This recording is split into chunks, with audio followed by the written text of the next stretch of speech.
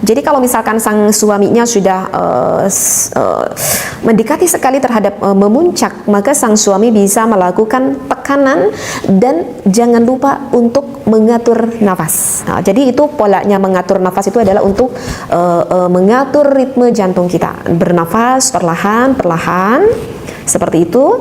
Kemudian tekan milik sang suaminya kurang lebih 30 detik ataupun bisa saja ditekan oleh sang istrinya kalau tidak ditekan oleh sang suaminya.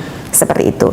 Udah bernafas kira-kira 30 detik, maka bisa kan jangan lupa ingat bernafasnya, udah semakin turun ritme jantungnya, bisa dilakukan hal itu lagi bersama-sama.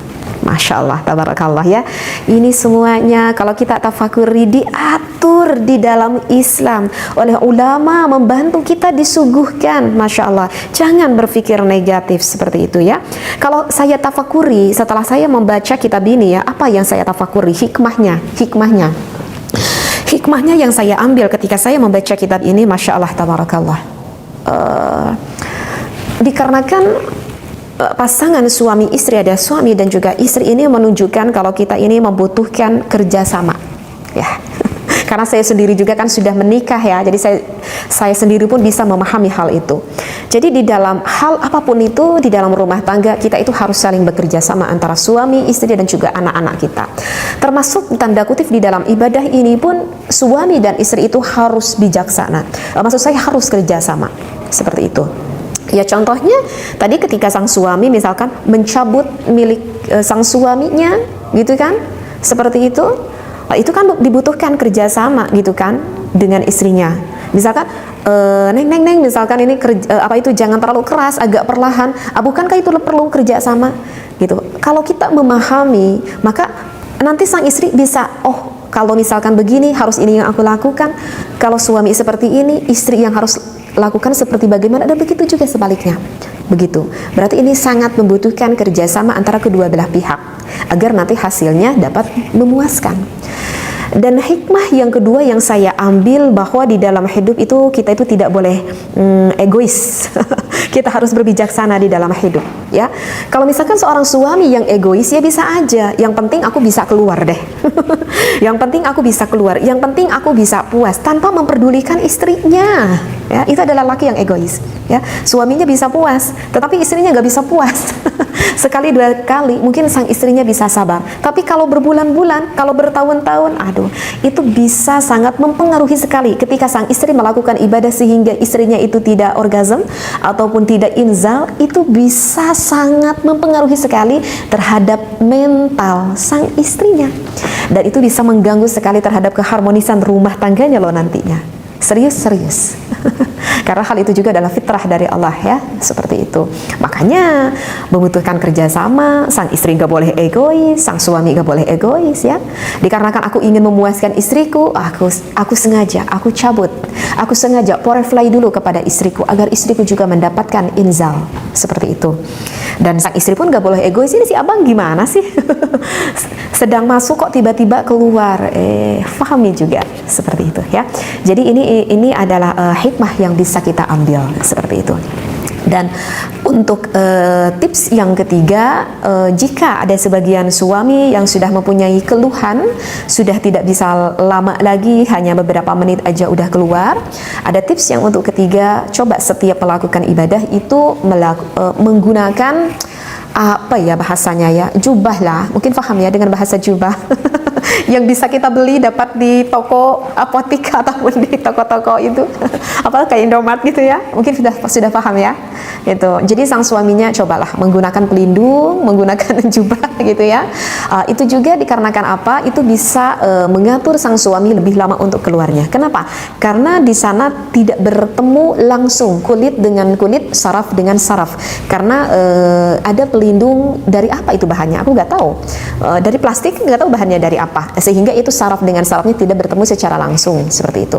Dan itu bisa menambah durasi juga seperti itu bagi seorang sang suaminya ya. Nanti kalau misalkan udah mau sedikit lagi ke inzal, baru boleh mengeluarkan ataupun membuang pelindung tersebut seperti itu. Nah, Jadi kalau menurut saya hal ini adalah hal yang sangat dipentingkan sekali. Tujuannya kita adalah apa? Tujuannya kita adalah ingin mendapatkan keharmonisan antara suami dan juga istri, karena harmonis di dalam rumah tangga itu sangat dibutuhkan sekali, dan termasuk melakukan ibadah ini pun ini termasuk salah satu hal yang dibutuhkan bagi pasangan suami dan juga istri. Karena ketika kita melakukan ibadah ini suami istri, maka bisa membersihkan hati kita loh, Masya Allah, tabarakallah. Betul, bisa membersihkan hati kita.